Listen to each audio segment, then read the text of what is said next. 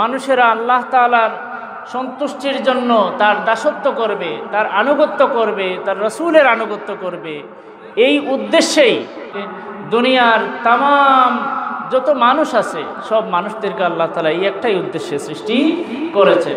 এজন্য আল্লাহ তাআলা কোরআনুল কারীমের অন্য এক আয়াতে বলেন, ওয়ামা খালাকতুল জিন্না ওয়াল ইনসা ইল্লা লিয়াবুদুন। আল্লাহ তাআলা বলেন এই আয়াতের মধ্যে, আমি জিন এবং ইনসান জাতিকে এবং ইনসান জাতিকে শুধুমাত্র আমার ইবাদত বন্দেগীর জন্য সৃষ্টি করেছি। যেহেতু মানুষদেরকে আল্লাহ তাআলা সৃষ্টির উদ্দেশ্য কি বলে দিয়েছেন, মানুষদেরকে জিন জাতিদেরকে আল্লাহ তাআলা কেন সৃষ্টি করলেন, জিন জাতিরা দুনিয়াতে এসে কি করবে, মানুষেরা দুনিয়াতে এসে কি করবে, আল্লাহ রাব্বুল আলামিন সেজন্য তার কাজ বলে দিয়েছেন, যাতে মানুষগুলা বিপদগামী না হয়ে যায়, যাতে মানুষগুলা আল্লাহ তাআলার ইবাদত বন্দেগী থেকে গাফিল না থাকে। এজন্য আল্লাহ তাআলা জানাই দিতেছেন যে আমি জিন এবং ইনসানকে শুধুমাত্র আমার ইবাদতের জন্য সৃষ্টি করেছি। যেহেতু আল্লাহ রাব্বুল আলামিন আমাদেরকে তার গোলামি করার জন্য সৃষ্টি করেছেন, তার দাসত্ব করার জন্য আমাদেরকে সৃষ্টি করেছেন, এজন্য আমাদের নাম হলো আব্দুন, আমরা হলাম দাস, আমরা হলাম গোলাম, আর আল্লাহ হলেন আমাদের মাবুদ। কথা ঠিক কিনা?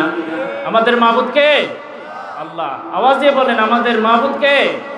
আমাদের হায়াতের মালিক কে?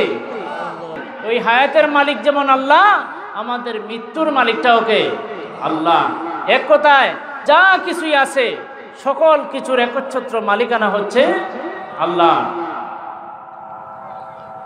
এজন্য আল্লাহ তাআলা অন্য আয়াতে কারিমার মধ্যে আল্লাহ তাআলা ঘোষণা করেন, কুল ইন্না সালাতি ওয়া নুসুকি ওয়া মাহইয়ায়া ওয়া মামাতি লিল্লাহি রাব্বিল আলামিন। হে নবী, আপনি ঘোষণা করুন, আপনি বলে দিন, ইন্না সালাতি, নিশ্চয় আমার নামাজ, ওয়া নুসুকি, আমার কুরবানি, ওয়া মাহইয়ায়া, আমার হায়াত, ওয়া মামাতি, আমার মৌত, আমার ইন্তেকাল, লিল্লাহি রাব্বিল আলামিন। আল্লাহ তাআলা এই আয়াতে কারিমার মধ্যে জানায় দেন, আমার নামাজ, আমার কুরবানি, আমার হায়াত, আমার মৌত সব কিছু একমাত্র আল্লাহ রাব্বুল আলামিনের জন্য।